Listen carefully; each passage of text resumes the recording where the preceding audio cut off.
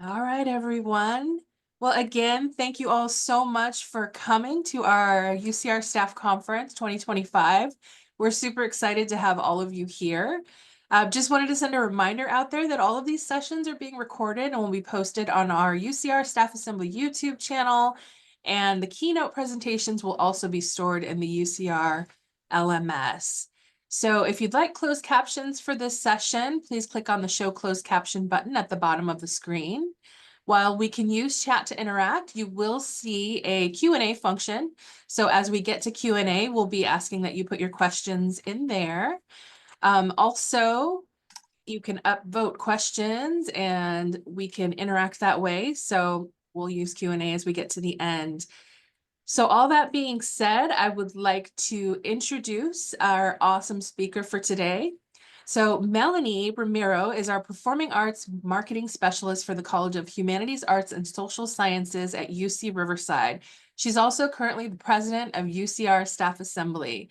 She was Director of Marketing and Communication for Staff Assembly from 2021 to 23, and the chair of UCR Healthy Campus Marketing and Communication Subcommittee, which is now our UCR Okanagan Charter, from 2018 to 2023.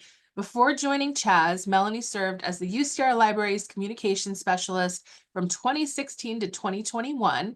And prior to UCR, Melanie worked in special events and entertainment industry as a director for the longest running youth circus program in the world, as a senior event producer for an award-winning talent buying company, and as a booking agent for keynote speakers.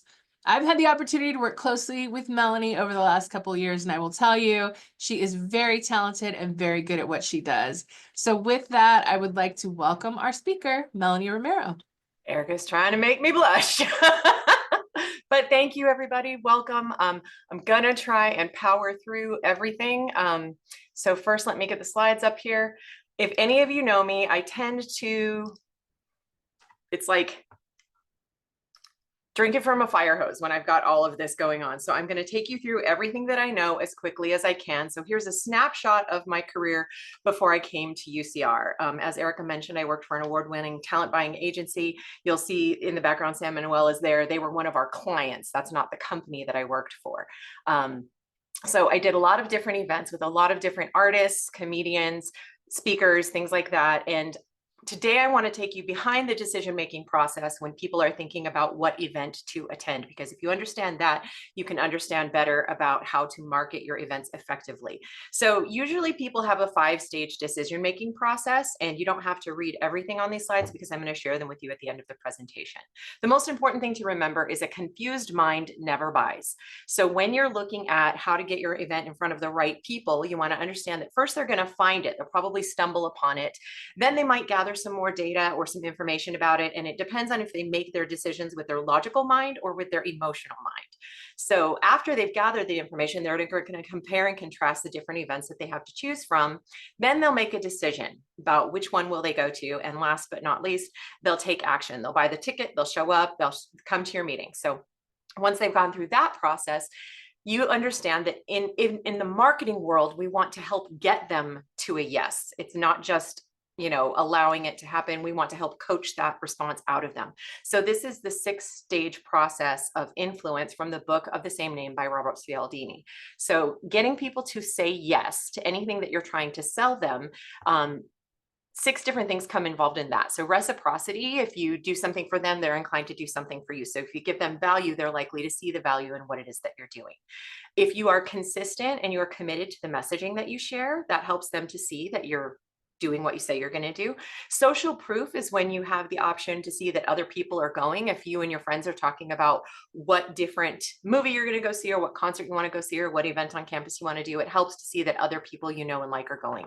So again, liking is both involved in social proof and in the liking category. Social proof is seeing that their friends are doing it. Liking is liking you as the marketer, the seller.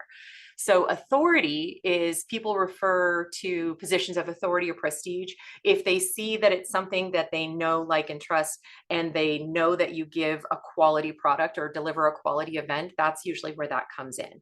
And then scarcity, obviously, if you only have so many seats in your room or so many tickets to your event or so many seats at your webinar or your conference, that's legitimate scarcity. You never want to communicate false scarcity.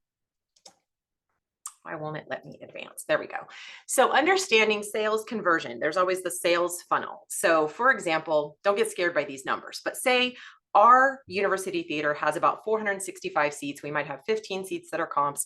If we want to fill the house in an average marketing scenario, you're going to want to get that event in front of about 15,000 people's eyes. And this could come through any different number of ways across campus or out in the community, because not all 15,000 people are going to be viable for your audience. Some of them, like it says there, they're just not the target audience. They saw it, but they're not interested. Some of them might be interested, but they're still shopping around. Some might have a scheduling or financial or some other kind of conflict. And the total number of people that you can get to say yes on average in a sales conversion is about 3% of the people who see your messaging. Now, that's with cold leads. The difference between a cold lead, that's somebody who's never heard of you, has no idea who you are, versus a warm lead, that's somebody who's already part of your community. So those conversion rates go higher significantly.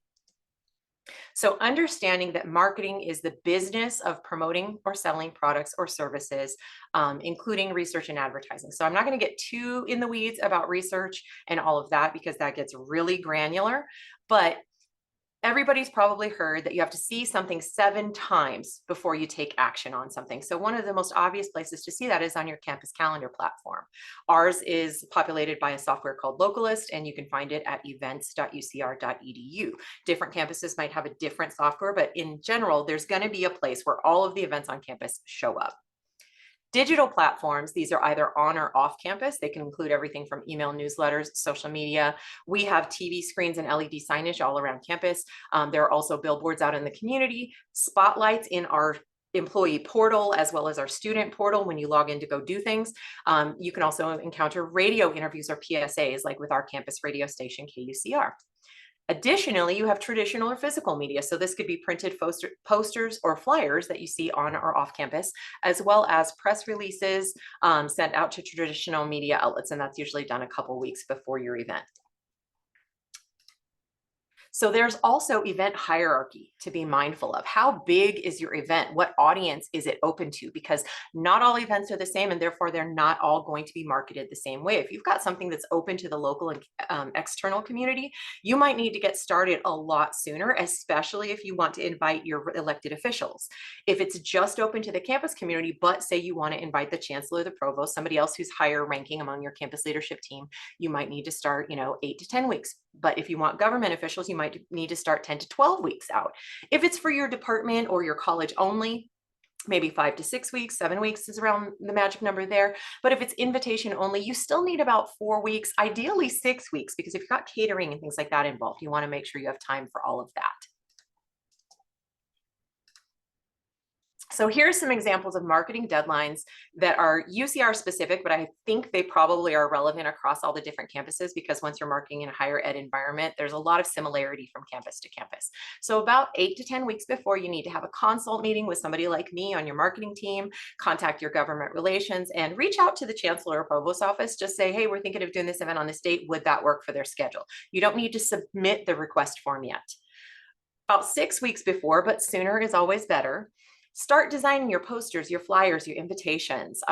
We have display cases around our Highlander Union building, or the hub, where you can display large format posters. You can reserve those.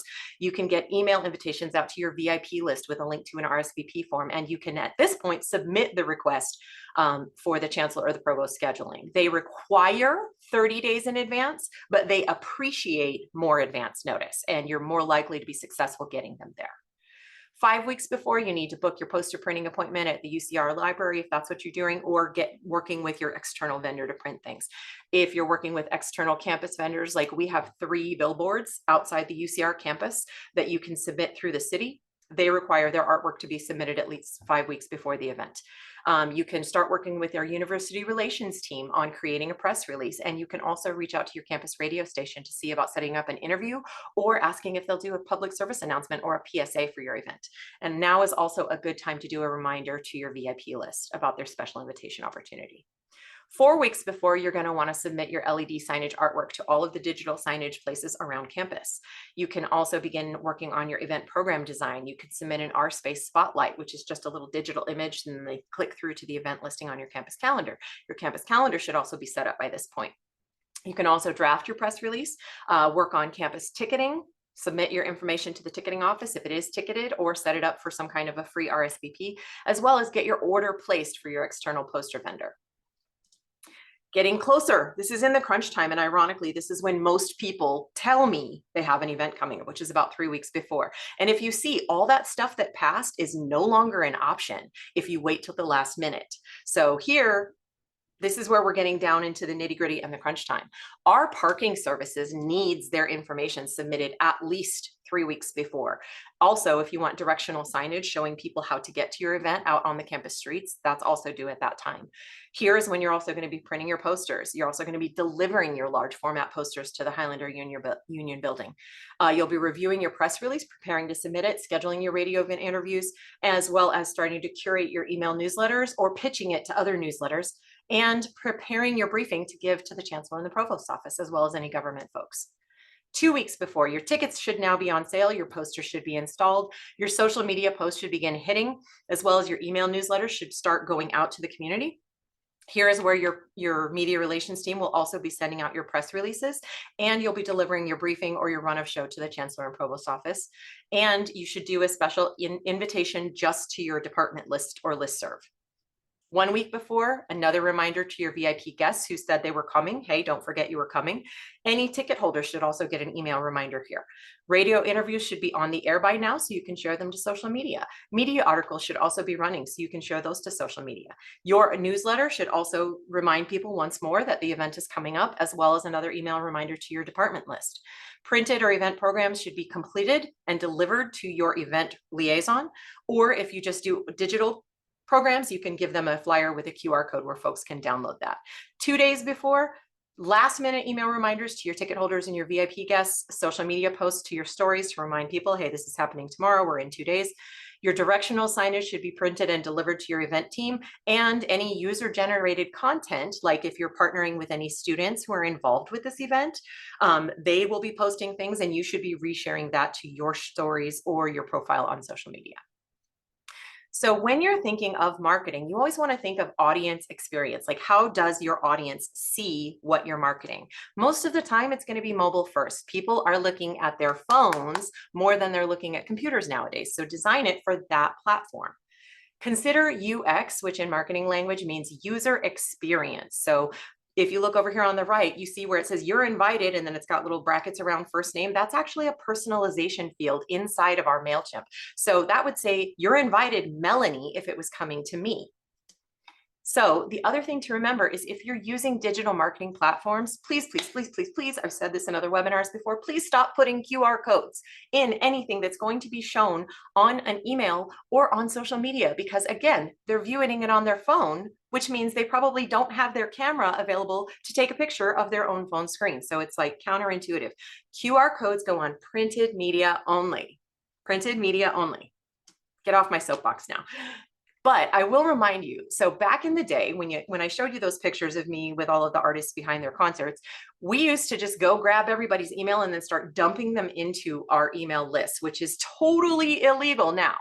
The Can Spam Act was created because back in the early 2000s, when we were doing that, when email marketing was new, everybody started getting really fed up. So these are some reminders about why this is not allowed anymore and how hefty the fines can be if that is how you market things. Like when I took over this role in the College of Humanities, Arts, and Social Sciences, people were telling me this is how my predecessor used to do things. They had these lists, they would just dump them in the BCC field and email. And I was like, oh God, no, every single time you do that opens you up to a $50,000 fine, every single one. So don't do that.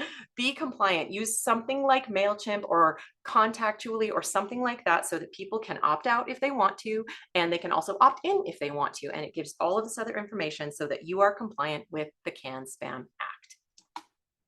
When you're looking at designing posters or flyers, keep it simple, everything simple. makes it so much easier to digest what it is that you're looking at. You want to use eye-catching imagery. Most of the time, this is going to be photos because images with faces tend to perform better than images that are just graphics. But if you don't have photos available, you can just use really beautiful designed graphics. Our brand page, which I'll get to later, has some done for you templates. You want to make sure that if you're using something that is not your individual creation, that it's licensed through some stock photography platform, or anything that's royalty free in the public domain, again, so you don't get dinged with copyright infringement. Use the design to lead the viewer's eye around the page. Make it easy to read by using no more than 2 or 3 different typefaces, again, probably chosen from your brand guidelines. And you might add one separate typeface among those 3 that's not branded for flair. So if you see the word welcome in my Welcome Week poster here, that is not branded, but the rest of them are. Last but not least, captivating use of color. So you're going to have your brand colors, but you can use also a color dropper in your design tool to choose 1 or 2 colors from your main image, like in the lower right History of Jazz flyer that I designed, how I use the dropper to choose the color of red from her lips to go with the text at the top of the screen. And then everything else is kind of analogous colors so that it keeps it simple, not too many things going on, not too much to look at, and it's distracting.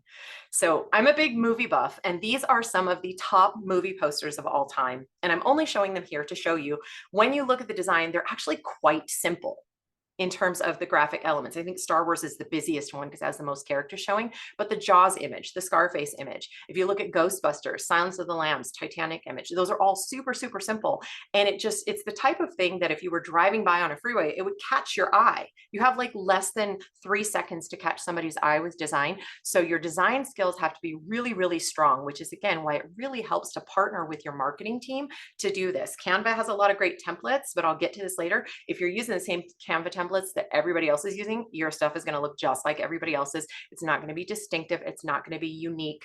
And that's part of what you want. So moving on to the topic of social media, we talked about physical media. Social media is where more and more of our students, especially, and even some of our staff and faculty are connecting with each other to build community. So you want to find out from your target audience, which platforms do they use on the daily, whether in their personal life, at school, or at work? Where do they find out information? So at UCR, I worked with the Student Voice Committee a number of years ago to ask them these questions to find out. And it came through overwhelmingly at the time that their favorite social media platform at the time was Instagram. It's still running pretty strong. But then I've also noticed in recent trends that our fastest growing platform is actually LinkedIn. So those are like, when I think of strong social media presences, that's 2 of the places that when I'm doing marketing in my day job, I want to make sure that I've got stuff on those 2 platforms. When I'm looking at what I put out on social media, especially talking about event promotion, I think of 4 content pillars. So 1 is your basic event info: who, what, when, where, why. How do I get tickets? Do I need tickets?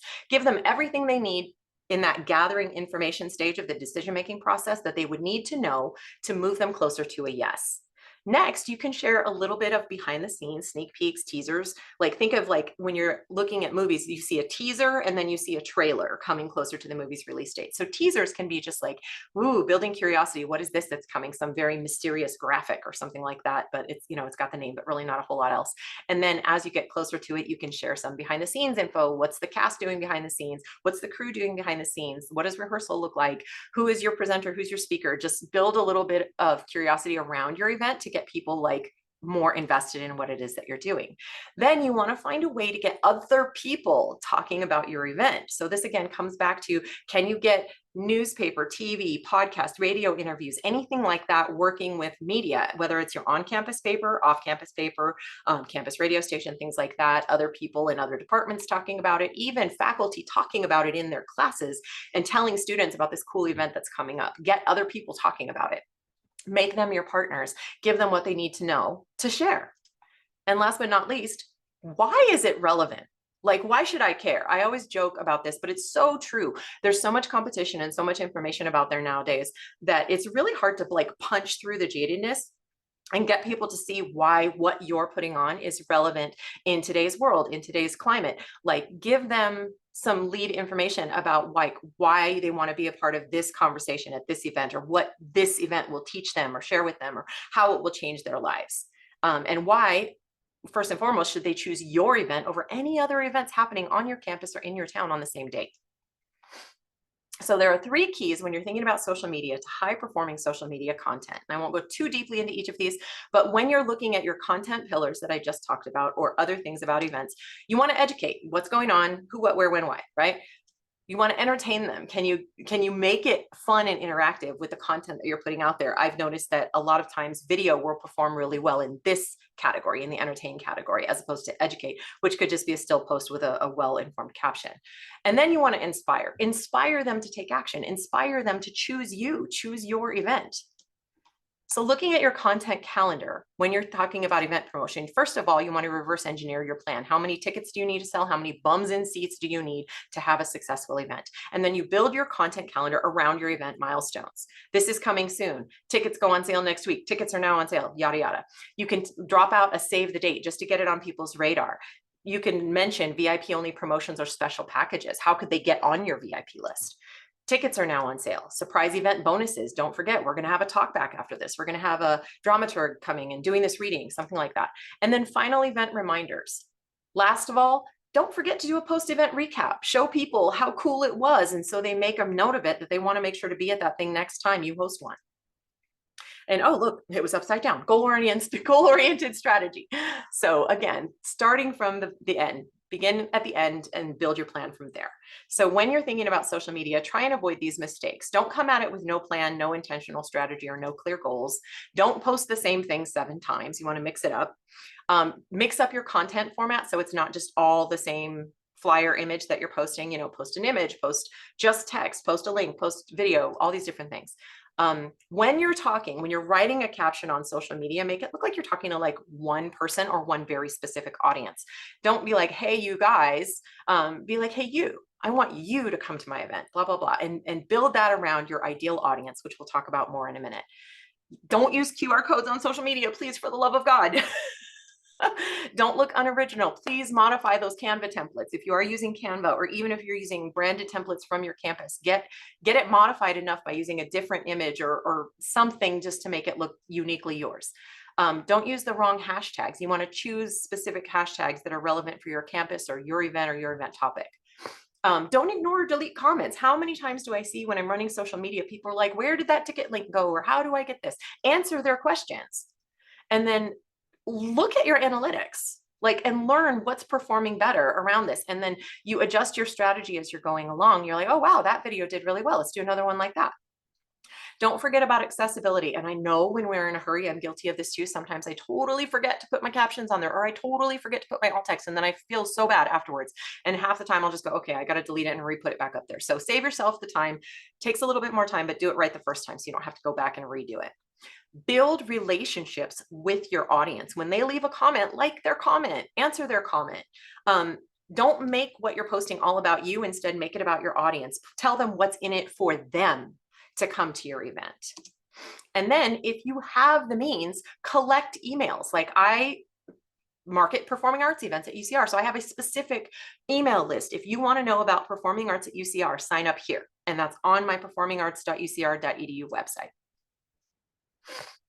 Touching briefly on branding, because every campus has its own brand guidelines. So the magic is knowing where to find them and knowing how to play within this very strict sandbox and still let your creativity shine. So we obviously have each of us has our campus word mark or logo, and then we're going to have specific guidelines around visual identity, logos and word marks, like how much negative space should be around your logo. Can you put a drop shadow behind it? No, that's a no. And what fonts or typefaces are approved for you to use in marketing? What color palette can you use? There's also guidelines about editorial style. Is it PM or is it P.M after a time? Follow those guidelines. How do you set up your email signature? You could put links to your event in your email signature as you're leading up to one. And then again, on our brand.ucr.edu website, we have a bunch of done for you Canva design templates for posters, flyers, invitations, and more that have been created by our design team. And all you got to do is click on it and it imports it right into your Canva account. So I'm going to take a breath before I go into the most important part of event marketing and any marketing, and that is storytelling. So a lot of you have probably heard of like Joseph Campbell's Hero's Journey, things like that. Your hero is your viewer, not you.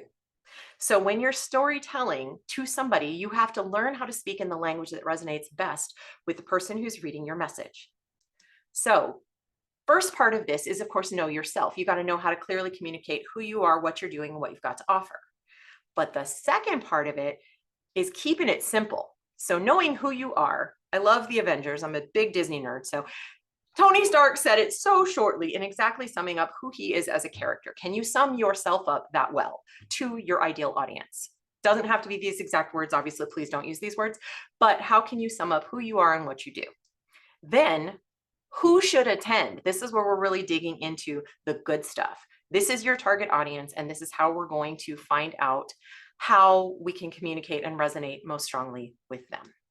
So first we want to understand demographics of your target audience, their age, their gender, ethnicity, worldview. Then we get into psychographics, aspirations, values, frustrations, challenges. What do they want to do? What are their biggest dreams or, their biggest challenges? And then I just said, I'm a big Disney nerd. I love the Avengers. Like I could have entire conversations doing nothing but quoting song lyrics and movie lines. That's me. How do you resonate with your people? Like, what movies do they watch? What TV shows do they watch? What books do they read?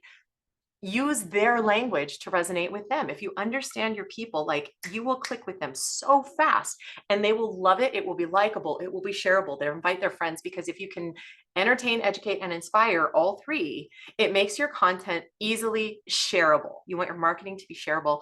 And in order to do that, you really got to pull those heartstrings of your target audience. So if I was talking to UCR academic, non-academic staff, this is my breakdown by gender. If I'm talking to students, this is my breakdown by gender for both undergraduate on the left and graduate on the right.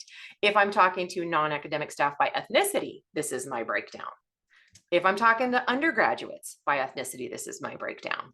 And graduates by ethnicity. I don't expect you to memorize all these things, but find this information about your audience, learn it, know it, and then talk to your people about how best to reach them.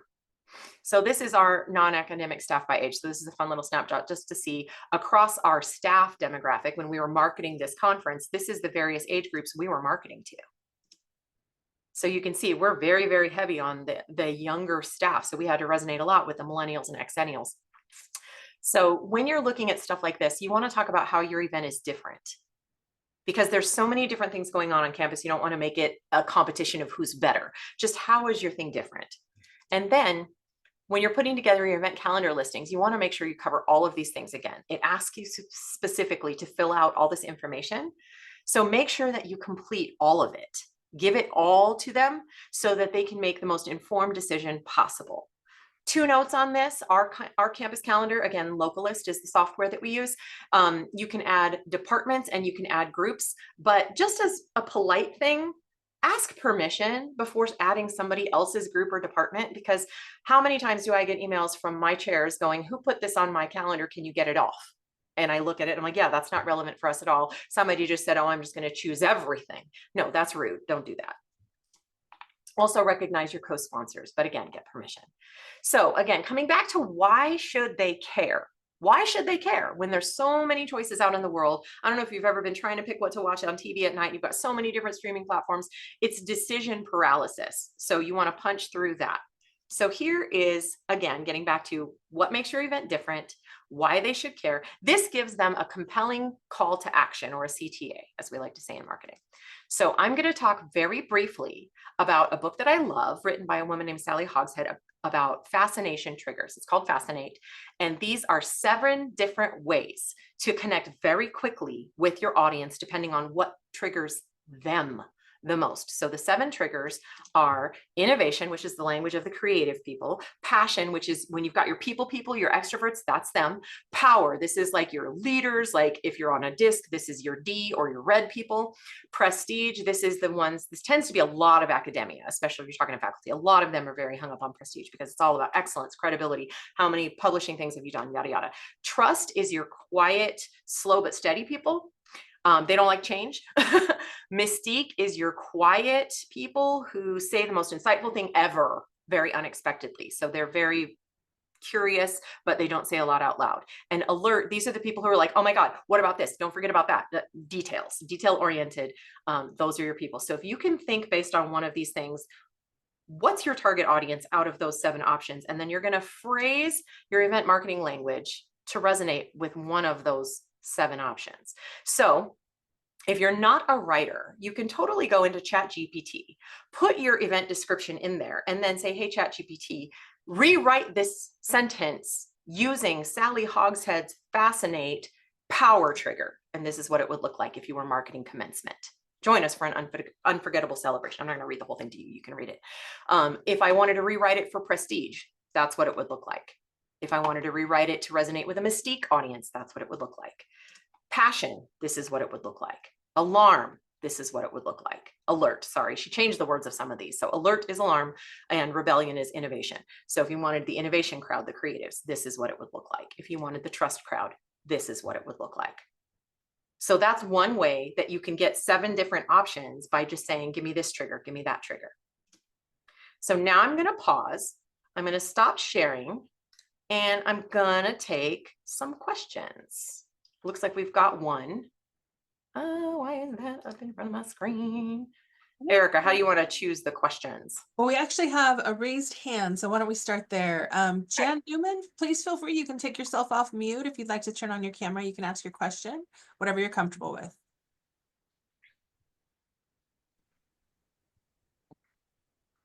I think you may have answered her question. Sorry, that was a mistake. I No apologize. worries. No worries, Jan. Thank you. All right, I'm going to go to the Q&A. Melanie, if you could share the name of the book again, The Fascinate.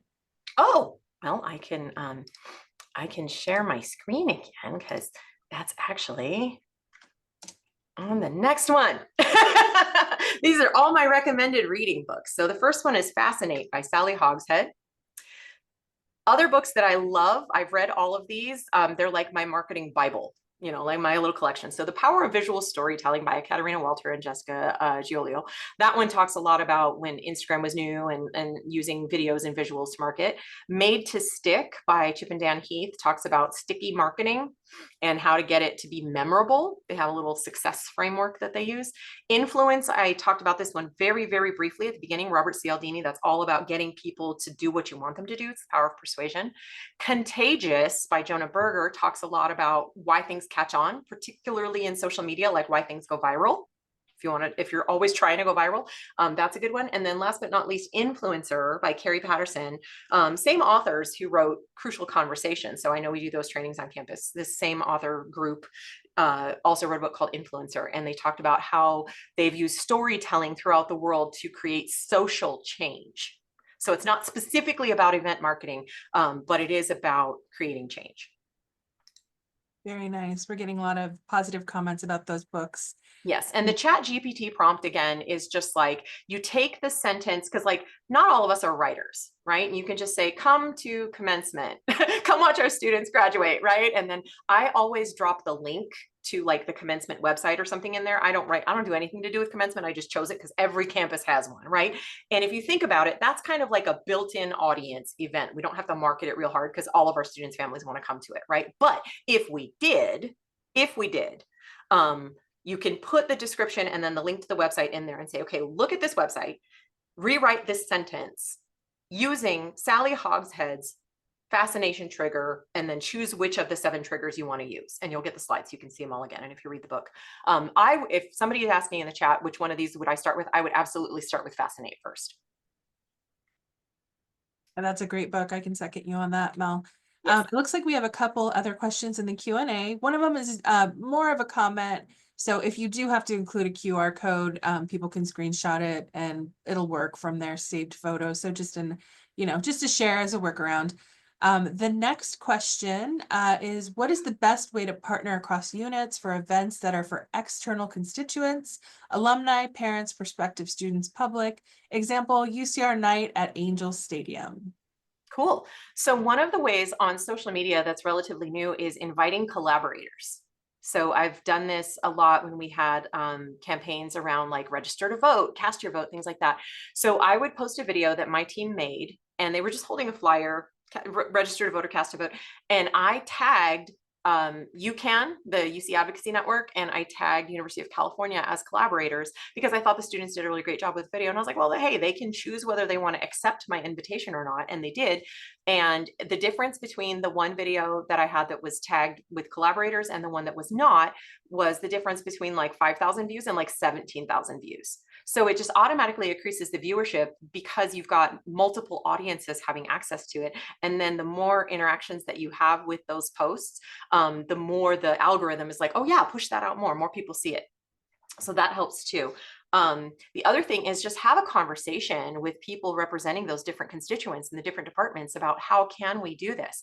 Can we make multiple posts? Can we get things talking about in your newsletter? Can you include it here? Can you include it there? Because the more minds you put toward it, the more great ideas come out. If you attended Mike Maddox's session yesterday, talking about like brainstorming and making it safe to throw out ideas, new ideas and take risks, those are my favorite kind of meetings because you just throw out all the possibilities and then you just choose the top 2 or 3 that you think everybody can get on board with and everybody can work with, because it's never a one size fits all recommendation, but the magic is getting the creative minds in a room or a virtual room like this together to start putting those ideas out there and then seeing what floats to the top.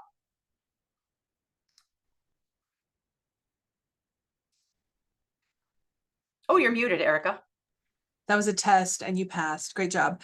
If anyone has any additional questions, please feel free. Oh, looks like we have another one. All right. What is the best way to market to those who are not tech savvy and don't like or know how to access a QR code, i.e. boomer generation? Yes. Sometimes phone calls, good old fashioned, like person to person, like conversations with people goes a long way. And it's not just for the boomer generation, but the boomer generation is like, as you saw in my one demographic, like this big in our demographic. So it's really not that big in most stuff we're talking to on campus. But say you're for donors or something like that, and you're trying to reach people who are alumni, they're long past, you're going to see that, you have conversations with a couple of them who are really active with you. And you ask them those questions, like, what do you do? Like, do you do social media? Do you do the thing? Like, what do you read? What radio stations do you listen to? Which TV shows do you watch? Because like, there are so many other opportunities around for like local advertising. Like our movie theater here in town has very affordable rates to put something up on the screen at the movie theater. And, like the billboards that I talked about in Riverside, they're free. You just have to know how to get them and meet their deadlines and be nice, instead of like, oh my God, this is coming up tomorrow. Can you put it up today? Like nobody likes that. Don't do that. Nobody likes to be that person.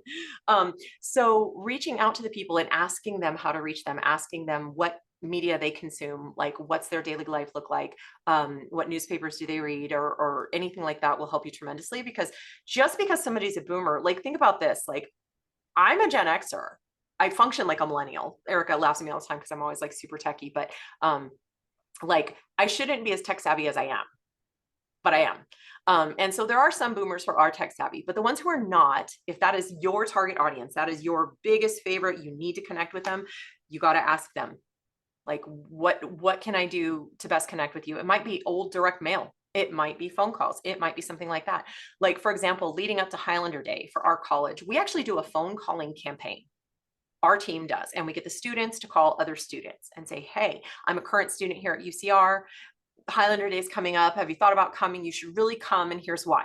And we also have some students who are bilingual, because some students, they're calling out and the students' first language is not English. So they call out and they can actually talk to them in their native language, which is great for making them feel connected and included with this community. So it can just be something like that. And I used to have to, like when I was working promoting keynote speakers, I used to have to make 300 calls a week. I personally hated it because I'm an introvert, believe it or not. But I did it because it was part of what was necessary. And I actually was told I was one of the best cold callers somebody had ever received, because I knew how to make it personal. I did my research on the person and I talked to them like a human being. I left a voicemail and they actually called me back to say that was the best cold call I've ever received, blah, blah, blah. And then I just started building relationship from there and talking to them about like, here's what we do and here's how I can help you. And, would you like to have a conversation about this? And it's always getting that consent every step of the way. Can I talk to you? Would you mind? I'd like to learn more about you. And people love to talk about themselves. So if you give them that chance, you can learn a lot. But the trick is choosing the right person as your target audience or your sample, so that you can learn about who it is that you want to learn about and really use them as the use case sample of connecting with more people. Thank you, Melanie. It looks like we have a chat question. If you have, could you share the link for the UCR campus Canva templates that can be used? Yes, it is brand.ucr.edu. Hold on, I will tell you exactly what page it is. So if you go onto this page, where's my chat? There we go. So it's here. Where can we get that Zoom background? I can drop that in there too. So under resources, you can see downloads and you can see Canva. So for UCR, it's right here. And for all of our sister campuses, I would just ask your central marketing team if they have something like this. They probably do. And just ask them where to find it. I used to, like, when I first started at UCR, I used to go look at all the other UC's brand guidelines websites, and I would just like brand crush on everybody. I was like, oh my God, I love it. Like Berkeley has the light leaks, and then the San Diego has like the Trident thing coming up through the pictures. And I love to see how the branding is implemented at all the different campuses and how like certain icons get used and other things like that. It's like super, super fun. But yeah, like for example, this design comes from Canva, these sparkles. And I actually found it when I was designing the conference marketing 4 years ago. And I didn't realize it was animated until later. And I was like, oh, I was like, it actually glitters. I'm such a girl. I'm so excited. But yes, I brand crush all the time. I have another webinar that I taught where I talk a little bit about like Wendy's. Wendy's cracks me up. I don't do Twitter much anymore because but Wendy's on Twitter used to just roast people. I don't know if they still do it, but they used to roast people, and you could ask to be roasted by Wendy's and they would do it. They would just fry you. And it was hilarious because they're just picking on people, but it's in humor, right? And then another brand crush that I love is Benefit Cosmetics, because like if you're having a bad day, you can hit them up and be like, hey, Benefit, like, can you send me a little pick me up card? And Wendy was Wild Savage. Yes. Love them. Wendy's. So that's one of the things where I look at brand crush. I'm also a big like skincare junkie. So a lot of times I look at something outside my industry to get marketing inspiration, and so that I'm not looking like every other university. I'll be over here looking at Biro skincare and how do they do their pictures. And I'm like, oh, that's really beautiful. Okay, what can I take and do that? And then this year, yeah, they still are on Instagram. I think a lot of the brands are there now. I don't know if they still roast people like they used to, but that's part of when we talk about having a brand personality versus a personal brand. Like Erica has a personal brand. I have a personal brand. They're different personal brands. I had a different workshop that I taught a couple years ago during the conference, and it was all about personal branding. But a brand personality, it's kind of like our 6 pillars at UCR, where we talk about like, these are our 6 power claims. That's a brand personality. And so when you're marketing for something, you could be a sub brand within your university, and what makes your department different, what makes your unit different, why should people come to your event? If you're a faculty member, about your department, like what is your unique angle? What are you teaching? What are you sharing? Who should be there? It again comes down to know your people, know your target audience and how to connect with them. Ask the people who are your biggest fans, what made you our biggest fan? Where did you first hear about this? How did you get connected with us? And as you have those conversations, you just build upon those relationships, and then, make them your brand ambassadors. Do you have some friends you want to invite? I'll give you some extra comp tickets. Things like that. People love to share what they love with other people. If you will sit still long enough, I will talk your ear off about the things that I love. And that's the kind of thing you find your rabid fans like that who will talk somebody's ear off about what you're doing. And then they bring them in droves. So that's really it. It's about community building. And the rest of it is like lather, rinse, repeat. Once you've got your marketing thing down, lather, rinse, repeat, do the same thing. So with that, I'm going to share, here's the copy of the slides. If you want them all, I put it in a PDF format, so it should be hopefully faster to download than the PowerPoint file. But I want to thank you all for taking time to join us here today. I hope you got something useful out of this session. If you have questions, feel free to hit me up. Like, you can @ me in the lobby, or, send me an email. You probably got emails from me because staff assembly, I'm always emailing people. People around campus are like, I know your name. And I'm like, yeah, it's because I'm in marketing. You always know the people's names in marketing. And I just want to commiserate with all my fellow marketing people. How much do we hate when all of these software people come email us about trying to sell us their stuff. And we're like, dude, we're a college. Everything I have to do is like guerrilla style marketing. I have like little or no budget, and I still am expected to like pull rabbits out of hats all the day. So don't come at me with your $2,000 software. I can't afford you. And stop adding me to your email list. You're breaking canned spam laws. Dang it. So thank you again, everybody.